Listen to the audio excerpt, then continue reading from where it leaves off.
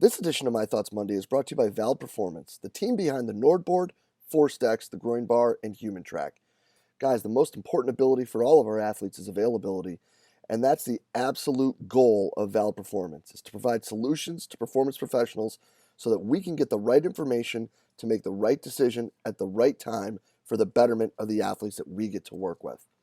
To do this, guys, they have a wide range of validated products that focus on usability, and having being founded by the School of Exercise and Nutrition Sciences at the Queensland University of Technology, they're extremely evidence-based and they're beyond transparent. I can tell you that our time using the Nordboard and being involved with Force Decks, we have been introduced to so many amazing people that have truly helped us become better coaches, have a better understanding, not just of the technology, but also what we're doing with our athletes. So make sure you hop over to valveperformance.com today to make sure you check out what they got. It's going to make you better and to do better by your athletes. The world of strength and conditioning is filled with some awesome practitioners who are always trying to evolve and continue to grow professionally throughout their career. The problem with many of us, though, is finding a new outlet, a new way, and a new perspective on the questions that we may have, whether it be programming, whether it be situational with dealing with coaches, or whether it be career advice. Because all too often what happens is we get stuck in with the same group of friends and the same group of colleagues that we reach out to for advice repeatedly over and over again. But what we should really be looking for is different perspectives, different people who have been through different situations who can help us make better decisions both for ourselves and our athletes.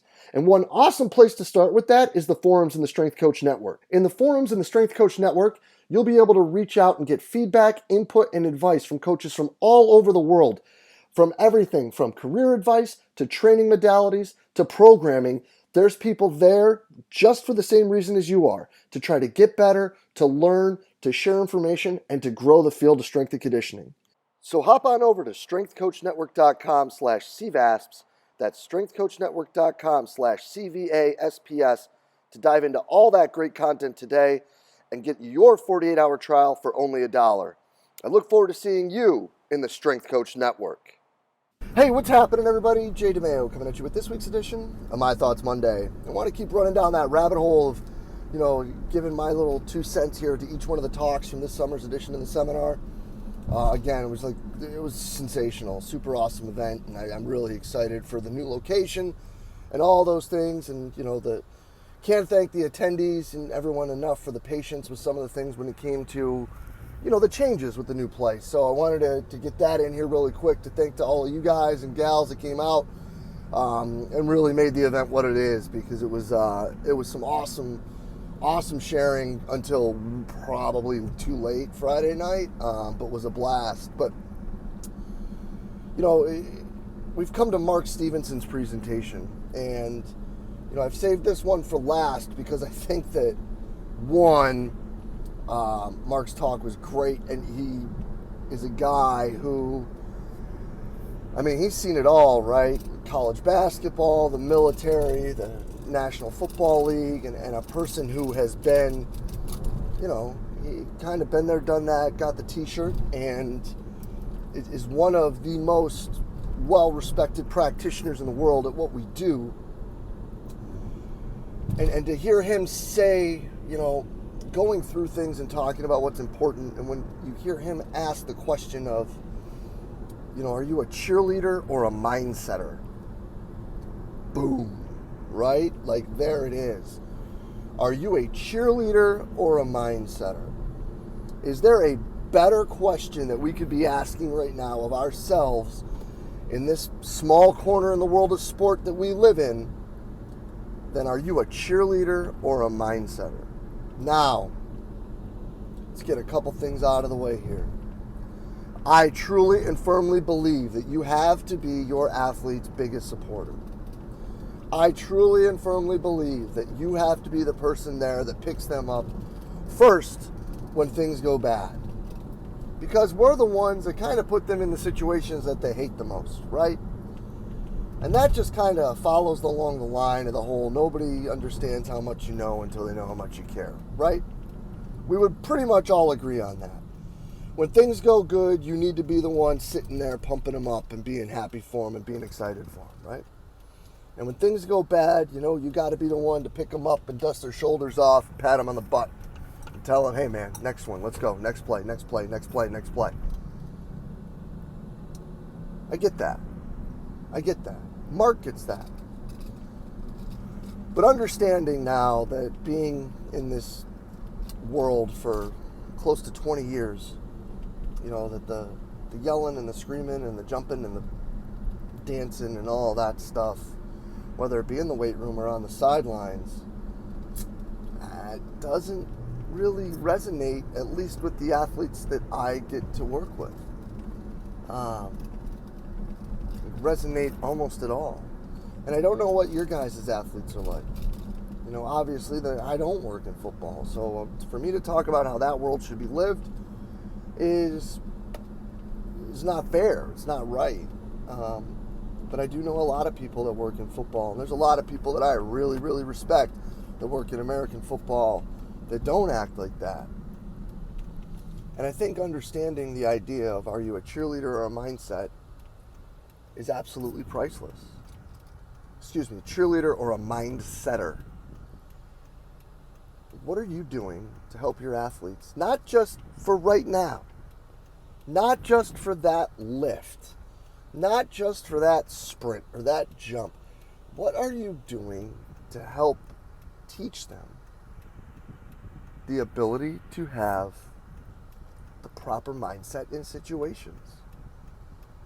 A lot of people talk about the biggest carryover from the weight room to the playing field is confidence. I would agree with part of that. I do think there are things that you can do that do carry over to performance, but I think confidence is a big one as well. So, how are you helping them with their confidence? How are you helping them understand how to prepare themselves for these trying situations that you're putting them in the weight room to help develop confidence? Right? Or are you just sitting there, jumping up and down, yelling and screaming, bringing the juice, whatever that means, to get them to do a lift and then move on? I don't understand. I don't understand where this disconnect is right now with understanding that, how we look on television and how we act in the weight room and how we project ourselves through social media is a reflection upon everyone that is involved in what we do. Now, if acting like that and building your brand like that, and here, let me side rant really quick.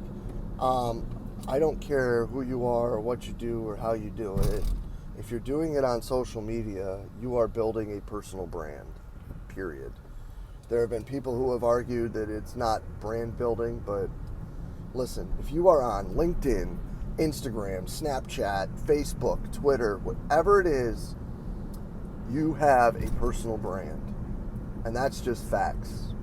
And what you put out there determines what your personal brand is. Your personal brand falls under the umbrella of the entire world of strength and conditioning, sport performance, high performance, whatever we are today.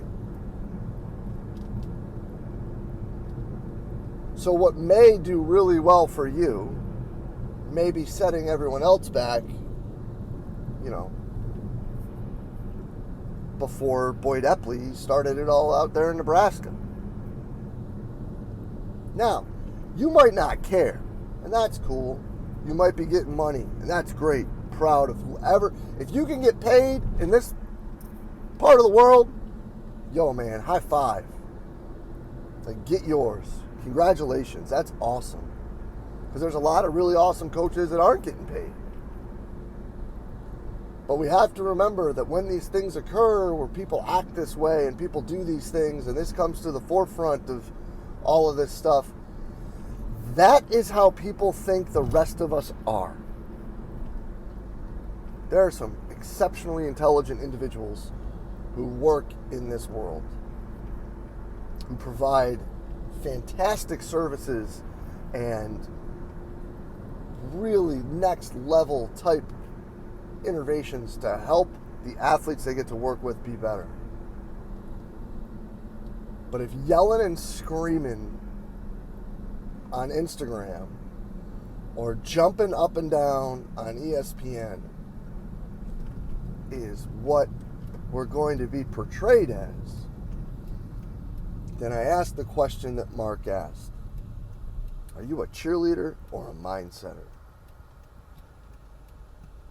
And think about that. Think about that when you walk in your weight room today on this My Thoughts Monday, or if you're listening to it on the way home tomorrow, or whatever day. Think about that. Are you just there to cheer and yell and scream and jump up and down and make noise?